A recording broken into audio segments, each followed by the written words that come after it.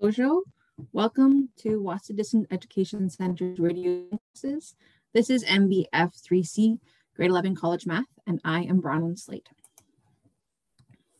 If you'd like to participate live today, the Wahsa Studios number is 1-800-465-7144 or 737-4017. You can listen on the radio at 91.9 FM or on the television at Bell Express View channel 972. You're always welcome to join me live through the Zoom link, which is available from me, your teacher, and also your DEC. Our classes are scheduled on Monday through Thursday from 11 to 12 in the morning. And we are now in our ninth week of the 9-week course. Sorry, we are actually on our last day. Today is our last day of airing this course. And next week will be the start of term 2B, and other courses will be available then. So you definitely should be submitting some work for marking at this point. The support questions, the ones marked with the pencil icon, are not for marking. So you can decide which ones and how many of them you want to do, depending on your needs. If you're understanding the concept, feel free to skip the questions. If you need more practice, let me know and I will send you some more. The answers are in the back of the booklet, so check your work just to make sure that you're on the right track. But be careful because there have been some mistakes found. So if anything isn't lining up or making sense to you, reach out to me and let me know, and we can see if that's an error. Questions, the ones with the key icon, are the ones to submit for marking. So please do all of those questions, showing all of your work, your steps, your thinking. This way I can give you credit for all of your understanding. And also if you're making errors, I can figure out where you might be going wrong and help you to understand. Submit your work for marking. The first method is to scan and send your work in electronically. So scan your completed work in. If you have a smartphone, you can use the iPhone Notes app or the Android Google Drive app. If you don't have a smartphone, you can also just take a picture or use a printer to scan. That's fine too. Then you can send your work in either by email to studentwork@nnec.on.ca and CC it to bronwyn.slate@nnec.on.ca, or you can send it to me through Facebook Messenger at Wahsa. Second method is to drop your work off in Sioux Lookout. We have an outdoor mailbox at our location 74 Front Street. We're the big red building next to the post office, and there's a small white mailbox next to our side entrance. The third method is to hand your work into your DEC. Then your DEC can either send your work through the Express or fax it to 807-737-1732 or toll-free fax 1-800-463-7852. If you have any questions or concerns, if you're struggling with anything, if you need more time for things, you have more time. You don't have to, just because today's the last day of the course doesn't mean everything's expected to be done today. But if you're struggling with things, reach out and connect with me. This is what I'm here for. So my email address is bronwyn.slate, which is spelled BRONWYN.SLATE@nnec.on.ca. You can reach out to me through Facebook at @bslatewahsa. You can call the main office and leave a message for me there, and I can call you back. The number is 807-737-1488 or toll free 1-800-667-3703. My office hours this week are Monday through Friday, 8 a.m. to 2 p.m. And starting next week, they will be Monday through Friday, 9 a.m. to 4 p.m. So I will get back to you within those hours. If you'd like to connect with me on social media, both my Facebook and YouTube channel are under the name Slate Wahsa. So you can friend me on Facebook and subscribe to my YouTube channel, and then you'll get notifications after I upload every video. It's also easy to access all of our past videos there. So there's a playlist for our course, MBF3C is what it's called. So you can go there and find all of the videos from the entire course, from the entire term, uploaded there, and you can review them at your when you have time and availability to do so. Math is a really visual course, so I really encourage you to go to those videos and watch them if you haven't yet. They're really going to help you out with the course material. The booklet is one source that is of information that is helpful, but being actually able to see me go through the process of answering questions and steps and understanding why things are happening and connecting with visuals is really going to set you up for the most success. So I strongly encourage you to go to the YouTube channel and check them out. If you don't have reliable internet, that's totally understandable. So let me know and I can send you a copy of all of the videos so that you can access them without using the internet. All right, today is 35, our last day of our course, and we are reviewing Unit 4. So first, let's do a brain activation of mental math. We know that the math minutes that many of us experienced in elementary school are not beneficial. They don't really actually teach us how to be more comfortable with numbers or be confident with our arithmetic facts. So instead of drilling and killing, we focus on developing strategies that we can apply to various situations that we're comfortable with and the applications. So today's question is 63 divided by 7. And we're using the strategy of shared groups. So often when we're first learning about division, we sort of make, we make 7 groups and we share it out one by one by one by one until we run out. We could do that, but I'm also going to think about, well, if we shared, instead of doing by ones, we can do them in other friendlier numbers. So 7, I'm going to think of as the 2 numbers of 5 plus 2. So if I have 63 things and I want to share them in groups of 7 and see how many groups I have, I'm going to say, okay, well, if I do 5 a bunch of times, sharing out 5, so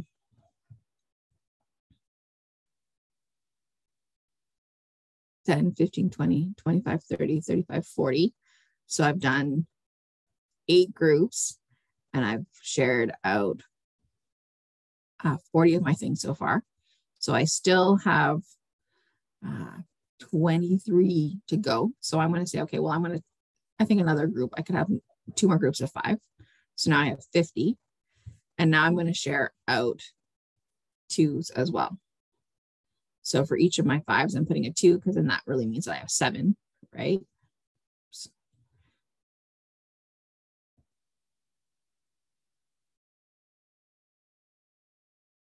So I have 5, 10, 15, 20, 25, 30, 35, 40, 45, 50, plus 2, 4, 6, 8, 10, 12, 14, 16, 18, 20. So I had 15 plus 20 is equal to 70. So I've gone over, but that's too many groups. So I'm going to take away this one group of 7. And so then I'm going to, that's not going to work if I do that. Oh yeah, that group 7, I don't need to share it. That's just 2 more than I have. So if I take away that group of 7, now I have 63. So sharing, that means I have 1, 2, 3, 4, 5, 6, 7, 8, 9. So 63 divided by 7 is 9. And there we go. That's how we can do it with shared groups of more than just 1. All right, let's quickly remember what the final assessment is going to look like and what to expect. So it's not an exam due to COVID-19. We are not expecting students to get to learning centers and be supervised for an exam. It's just not realistic. So we're doing a culminating assignment instead this term.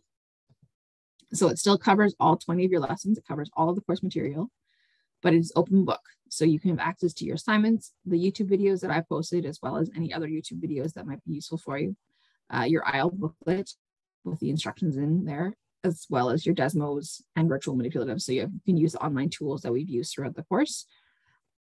So with Common Activity, you have access to all of those things and any other resources or materials that you'd like to oppose to an exam, which you wouldn't. All right, so it's not timed, but it will have a deadline.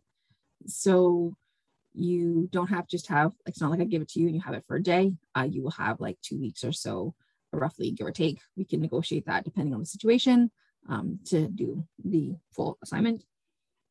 And the structure will be slightly unfamiliar. It's just not going to be a list of questions. You're going to have to do a bit of critical thinking and application to figure out how to complete the project. So it's not, just to be aware that it is something that will be slightly different, but you're still totally going to be able to do it if you've worked through all the 20 lessons. All right, so let's review our Unit 4, our last review today.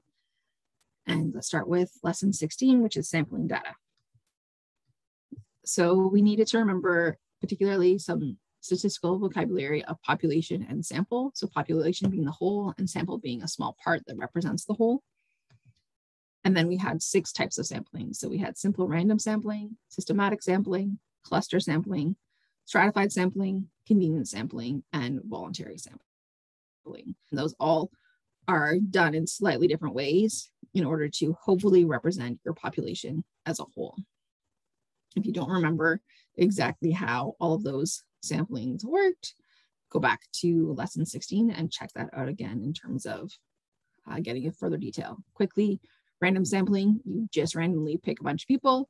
Systematic sampling, you assign everyone a number, and then every certain number, you, like every 6th person or 10th person or 20th person or whatever, you would take that person.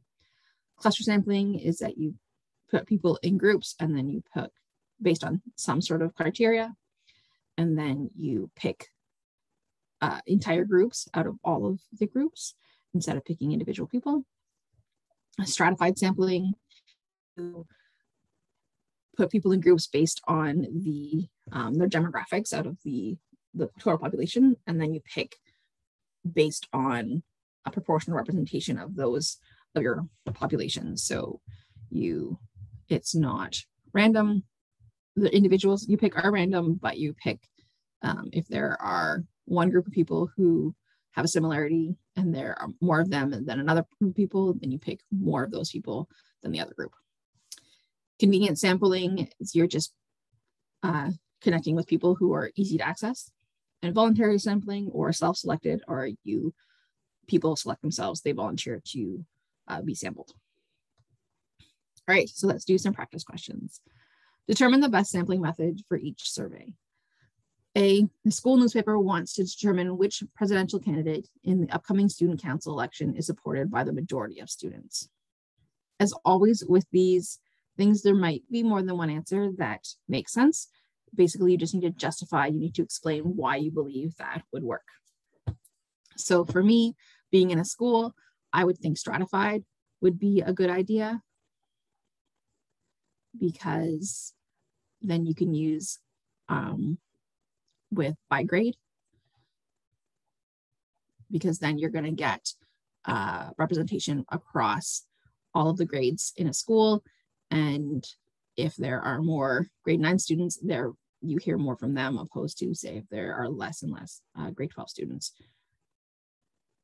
All right, B, a light bulb manufacturer wants to determine the lifespan of a certain type of light bulbs in hours. So for this, I would say systematic. So having some sort of system, every certain number of light bulb would be tested.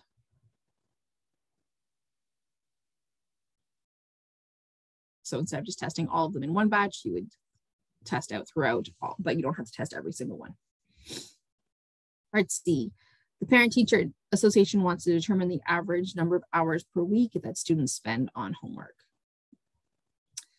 So again, this could be stratified because it could be by grade, or it also could just be random sampling to just get a random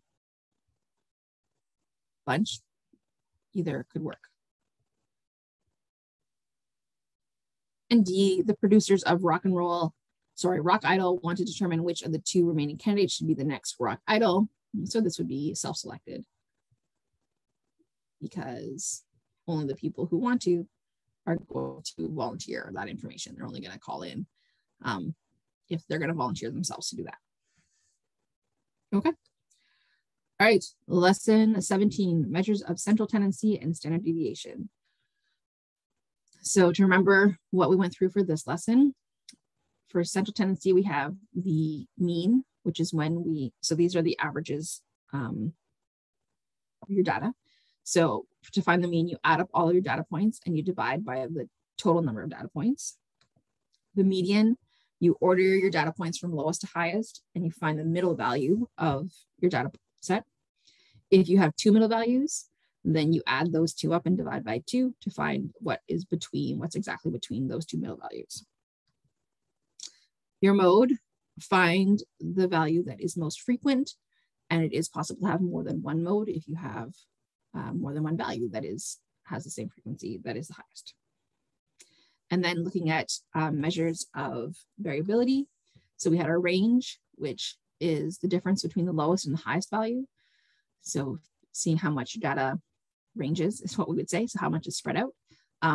But their outliers would really distort the accuracy of this information. So if you have a really, really high value or a really, really low value, that's just going to skew your information, because if everything else is clustered together, but you have that one piece of information really far away, the range doesn't tell you that the information is clustered together. And we have your variance, which measures how far data points are spread out from the set of data compared to the mean. So this takes into account that this means that outliers don't affect it quite as much. Your variance is in squared units, so it is going to be usually much larger than your data. And to find it, it is the sum of the squares of data points distance from the mean divided by the number of data points minus 1. Totally a hard thing to just hear and understand. If you're unsure about variance, go back to the lessons about lesson 17. There are 2 videos about lesson 17, one about measures of central tendency and one about standard deviation and measures of variance or variability. So go back and check that out if you're unsure. And then standard deviation is the typical amount the data points differ from the mean. And this one has the same units as the original data, so it's going to be the same size, so a little bit easier to understand for most of us. And it is the square root of the variance. So you need to find the variance and then take the square root to find the standard deviation. All right, so let's do some practice problems and find some of that information. So we have a data set and we're going to find the mean of the above data set. So we're going to add up all of our points and divide by the total number of them. I'm not going to write out that I'm adding them all up. I'm just going to do that on my calculator in order to save some time and space. So these are the points that we're adding up.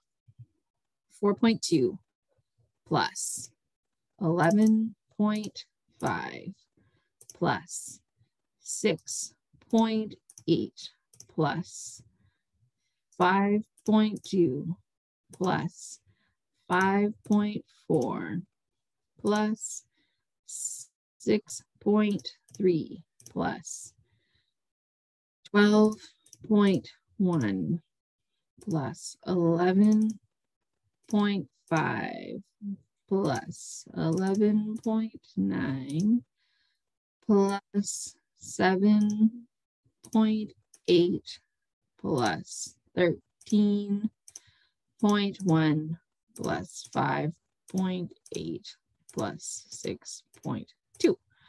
Okay, so that equals 107.8. So to find our mean, we need to do 107.8 divided by 1, 2, 3, 4, 5, 6, 7, 8, 9, 10, 11, 12, 13. So 107.8 divided by 13 is 8.29, so 8.3. So our mean is 8.3. Okay, so then part B, find the median of the above data set. So we need to organize our information from lowest to highest, which can be annoying, but we need to do it. So we go back and look at our data. So 4.2 is our smallest, and then I'm going to cross it off so that I know that I did it. Then I've got 5.2, 5.4, 5.8. So my next is going to be 0.2, and then 5.4, and then 5.8 are my next lowest. And then I need to look, and I have a 6.8, and I have a 6.3, so that's lower. and then 6.2. So 6.2 is next, and then 6.3, and then 6.8.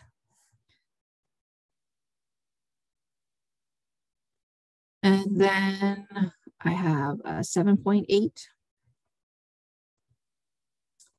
And then I don't have any 8s or 9s or 10s. So then I have 11.5 twice, 11.5, 11.5, and 11.9. And then 12.1 and 13.1. So this isn't my favorite, but it's, you gotta do what you gotta do. So then to find the mean, yeah, I got all of them. Always good to check. So find the median, we've ordered our data, and now we need to find the middle amount. So you can cross off from the top and the bottom. You could also say, okay, I know that there's 13, right? 1, 2, 3, 4, 5, 6, 7, 8, 9, 10, 11, 12, 13. So half of 13 is 6.5. So 1, 2, 3, 4, 5, 6. And 1, 2, 3, 4, 5, 6. So we can see that our middle value is 8.6. Sorry, not 8.6, 6.8. My bad. So the median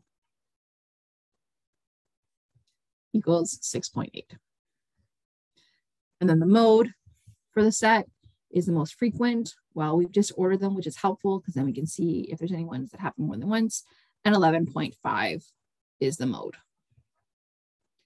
because it happens twice and everything else just happens once. So here for this set of data, our mean, median, and mode are really very different. They are not, sometimes they can be really close together. And here our mean is 8.3, our median is 6.8, and our mode is 11.5. So that's fairly different.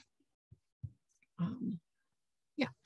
Okay, so then continuing for the same data set, part D, find range for the data set. So remember, our range is we're going to take our lowest and our highest. So we're going to go back and see our lowest was 4.2 and our highest was 13.1.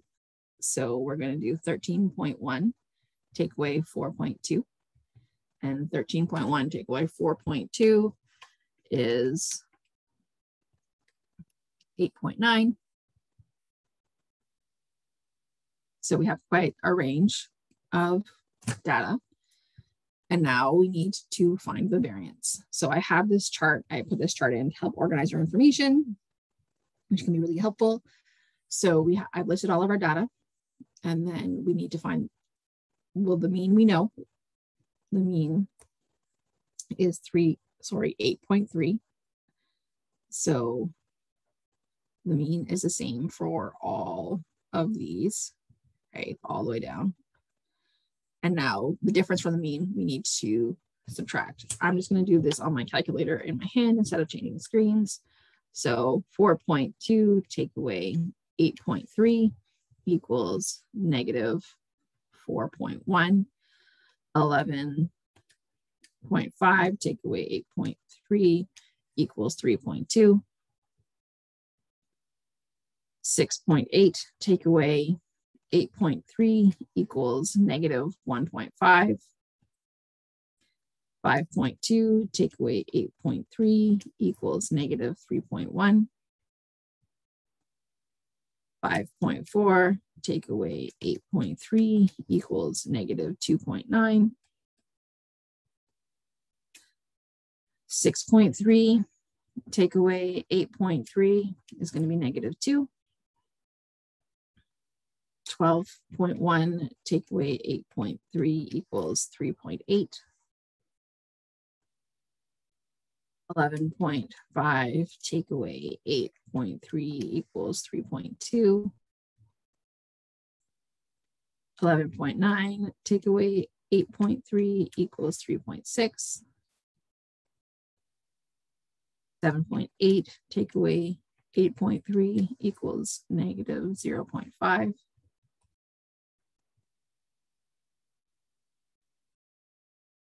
13 8.1 take away 8.3 equals 4.8.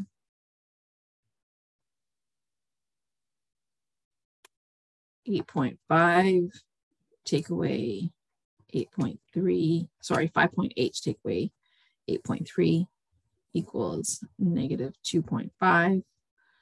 And 6.2 take away 8.3 equals negative 2.1. So then you can go through, and if you wanted to, you could fill in this square difference chart. So then you could square each of these values and write those down. What I'm going to do is I am just going to add them up, because then after we square them all, then we need to add them up. And I'm just going to do that all in one step, again, to save time. I'm sorry that I'm constantly trying to save time. It's because I am always trying to squish in more than we probably have time for, but there's lots to learn. So I'm putting in the difference from the mean for each of my points and squaring it. So I have negative 4.1 squared plus 3.2 squared plus negative 1.5 squared plus negative 3.1 squared plus negative 2.9 squared plus negative 2 squared plus 3.8 squared plus 3.2 squared plus 3.6 squared plus negative 0.5 squared plus 4.8, sorry, that didn't go in right, 0.8 squared plus negative 2.5 squared plus negative 2.1 squared. Okay, so that gives us 122.91. So 122.91 is, and then we need to divide that by our total number of points, 13, take away 1. So we need to divide that by 12. I think I just closed my calculator because I wasn't thinking. So let's get that calculator back up.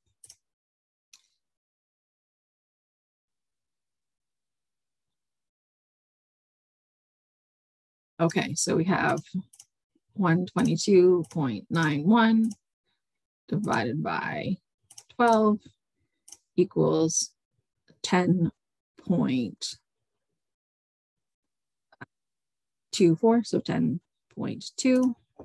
So our variance is equal to 10.2. And that means our standard deviation is equal to the square root of 10.2. So the square root of 10.2 is equal to 3.19, so 3.2. So our data varies by 3.2 units in total. So there we go. Okay, lesson number 18, data distributions. So data distributions, we were looking at histograms, and a reminder that histograms are like bar graphs, but the bars are touching because the data is continuous. So there's no gaps unless you don't have any information about those particular data points. So it shows data frequency in intervals opposed to individual units usually. Then we have different ways to analyze these distributions. So we have a normal distribution, which is a symmetrical distribution around the mean. So the mean is equal to the median, which is equal to the mode, and all of our data falls away on either side of that point. Our bimodal distribution means that we have two peaks. So we have two modes, two pieces that are of higher frequency. We have a left skewed distribution, which we have the tail is on the left side and the peak is on the right side. So that's opposite of the way that my brain wants to work. So it's important to remember. And here the mean is less than the median, which is less than the mode. And then we have right skewed distribution where our tail is on the right side and our peak is on the left side. And here our mean is greater than our median, which is greater than our mode. All right, so let's look at a practice problem here. Number 3, the winning Super Bowl scores from 2000 to 2022 are listed below. I've got a list of scores. And we need to create a frequency table for this data. So I'm looking at my scores for these 22 years, and I need to think about what are going to be useful intervals. So they looks like 17 is maybe my lowest. Yep, so 17 is my lowest. And then it looks like I have a 48. 48 looks like it's my highest. So I'm to track my information, I'm gonna make intervals. I'm gonna start with 0, even though I don't have a score of 0. But so my first one is gonna be 0 to, let's say 6, and then 7 to 13, and then 14 to 20, and then 21 to 27, and then 28 to 34, and then 35 to 41, and 42 to 48. So I'm going, my intervals should each be of 6. Yep, okay. And that should include all of my data. So then we're going to go and we're going to tally our intervals, our data points. So we go and we say, okay, 23, I'm going to cross it off because I'm going to tally it. And so that goes into 21 to 27. 24 goes into 21 to 27. 20 goes into 14 to 20. 48 goes into 42 to 48. 32, it goes from 28 to 34. 24 goes from 21 to 27. 21 goes into 21 to 27. 29 goes into 28 to 34. 17 goes into 14 to 20. 27 goes into 21 to 24, or sorry, 27. 31 goes into 28 to 34. Another 31 goes into 28 to 34. 21 goes into 21 to 27. 34 goes into 28 to 34. 43 goes into 42 to 48. 28 goes into 28 to 34. 24 goes into 21 to 27.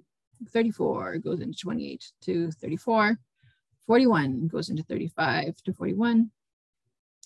13, oh, I missed that one before, but that's okay.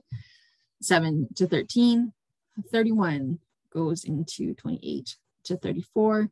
Another 31 goes into 28 to 34, and 23 goes into 21 to 27. So now I've done all of my data points, and now I tally them. So now we're going to the frequency. So 0 to 6, there's 0. 7 to 13 is 1. 14 to 20 is 2.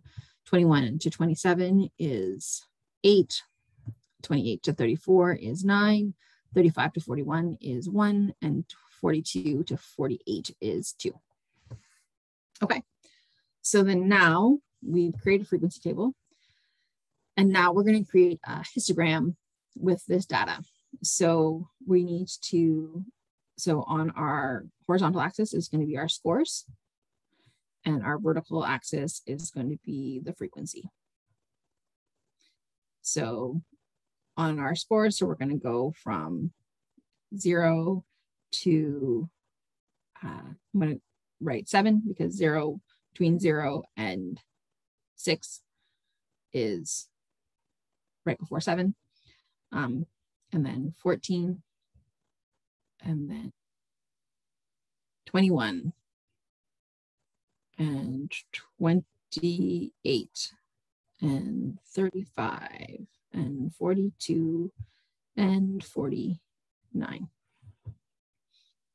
So then our frequencies are zeros at the bottom, then 1, 2, 3, 4, 5, 6, 7, 8, 9, 10.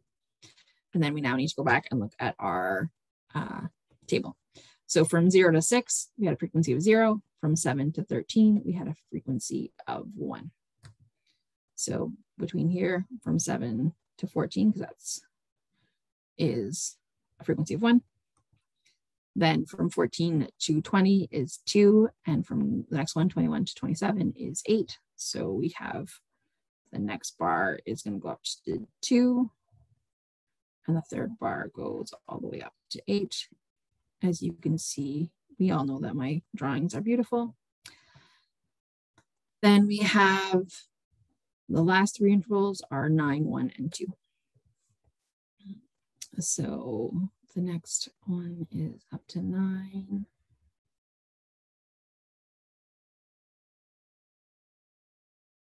And 2. So then we've created a histogram, a beautiful histogram. Okay, and then identify the distribution type. So I'm going to just draw, I'm going to try to see if I can draw a line. Sort of shows what's going on. Looks kind of like that. So I feel kind of like it's a normal distribution, even though we have most, like it's really, really high in the middle. And the other 2 sides fall away. But I feel like it's a normal distribution, makes the most sense because it's not skewed to the left or to the right, and it's definitely not bimodal. So it's not uniform, they're not all the same. So normal is what makes the most sense. All right, lesson 19, theoretical probability. So what the terminology to remember is that probability, successful result, trial, sample space, outcome, and event are all important words to know what they mean. And the theoretical probability is found by the number of desired outcomes divided by the total number of possible outcomes. So remember, experiential probability, we'd actually do an experiment, but theoretical probability, we're just doing it, we're wondering what in theory. So how many are successes could we have? What is the total possible successes divided by the total possible all the outcomes? And we also learned about tree diagrams, that display all the events by using one branch for each possible outcome, including the probability. And here is an example of flipping 2 coins, showing the branches of you could either have heads or tails on your first flip. And then after having heads or tails, you could either have heads or tails for each of those, depending on whatever you got on the first one. The second one, you still have 2 options. So then calculating the probability, we would do that. We determine the probability of multiple events by multiplying the individual probabilities of the events happening. So let's look at some examples. So number 4, when drawing from a deck of cards, what is the probability of drawing a face card and then an even numbered card? You replace the card after drawing the face card. Write your answer as a percent rounded to 1 decimal place. So to find the probability of drawing a face card and then drawing an even number is equal to the probability of a face card times the probability of an even number. So the probability of drawing a face card. So there are Jack, Queen, and King are the face cards. And there are 4 suits, spades, clubs, diamonds, and hearts. So there are 12, 3 times 4, 12 face cards out of a total of 52 cards. And then we put that card back in the deck so that we still have a total of 52 cards. And now what is the probability of drawing an even number? So the even numbers are 2, 4, 6, 8, 10. So there are 5 for each suit, and then there's 4 suits. So there's 40. So because they want us to be a percentage, we can do our division first. We can either multiply the fractions or we can do our division first. Either way, we're going to get the same answer. So we're going to do, clear 12 divided by 52 is equal to 0.23076. So I'm going to say 0.2308. 0.2308 times, and then 40 divided by 52 is equal to 0.7692. So 0.7692.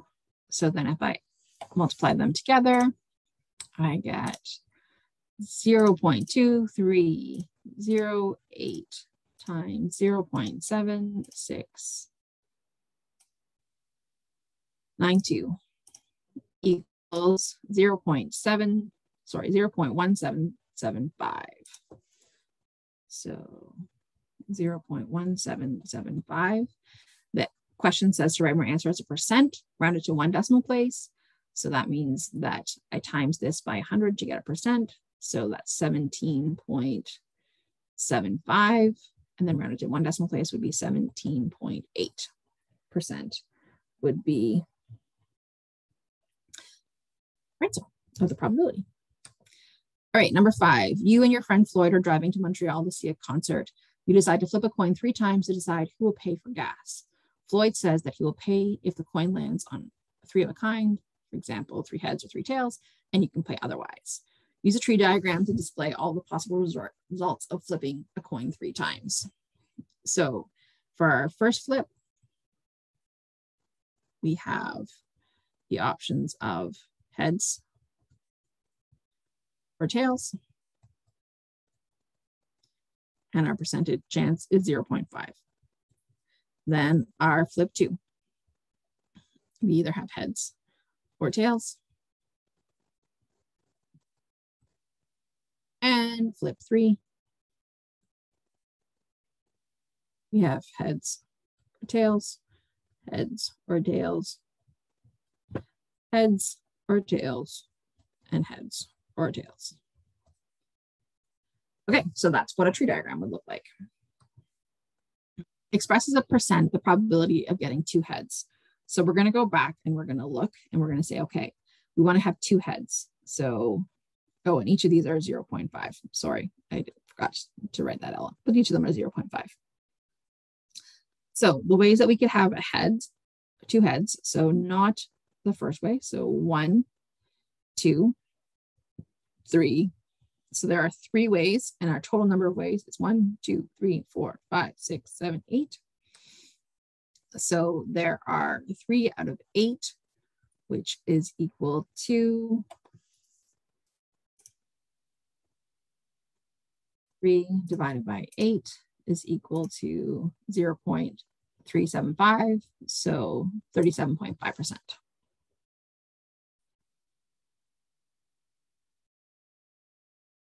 Okay, so then what's the probability of getting at least 2 tails? So go back to our tree diagram. And so we have at least 2 tails. So 3 heads is not going to be 2 tails. 2 heads and a tail is not 3 tails. Sorry, at least 2 tails, right? At least 2 tails. So heads and 2 tails is 1, so that's 1 way. Tails and 2 heads, tails, head, tail, that's 2 ways. Tails, tails, head, that's 3 ways. Tails, tails, tails, that's 4 ways. So at least 2 tails is equal to 4 out of 8, which is equal to 50%. 3 of a kind. So we have heads, heads, heads is 1 way, and tails, tails, tails is another way. So we only have 2 ways that we get a 3 of a kind. So we have 2 out of 8, which is equal to 25% of the time. So then part C is this a fair way to decide who will pay for gas? Explain. So Floyd pays for gas. The chance of Floyd paying for gas is 25% of the time, because there's only 2 ways that it could be 3 of a kind. That means that you are likely to pay gas. Probability of you paying gas is 75% of the time. So I would say this is not fair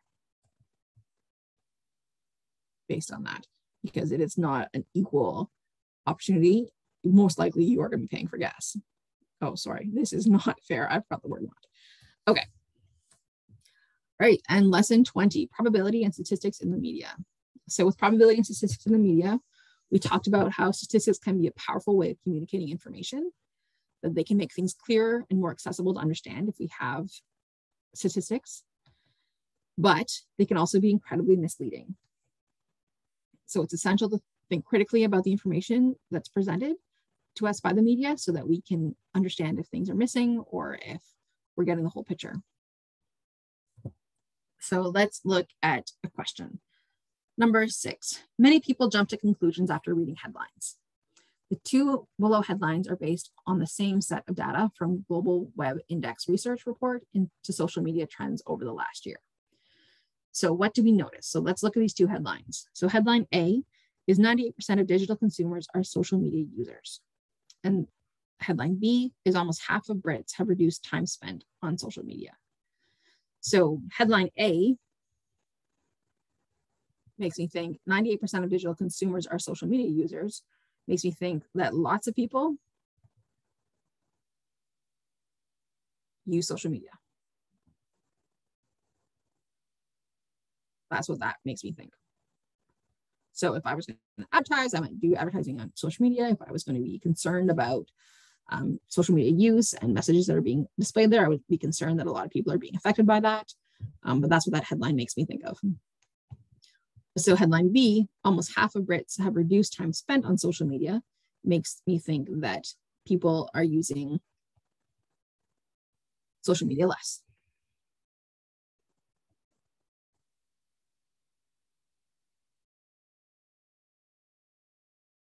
That's what that headline makes me think. So when I look at these two together, I think lots of people are using social media and people are using social media less. They don't really line up. I mean, I guess that can be true that lots of people do use social media and yet they're still using it less. But that's not, when I read one of these, that's not the feeling that I get. I get sort of polar opposite feelings. So let's look at some of the data. So it's true that the majority of digital consumers are social media users, but when we look at the actual data, what do we notice?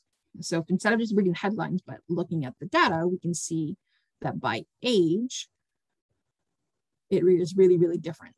So if you are 16 to 24, on average, you're on social media 3 hours a day. Whereas if your age is 55 to 64, you're on average on social media 1 hour a day.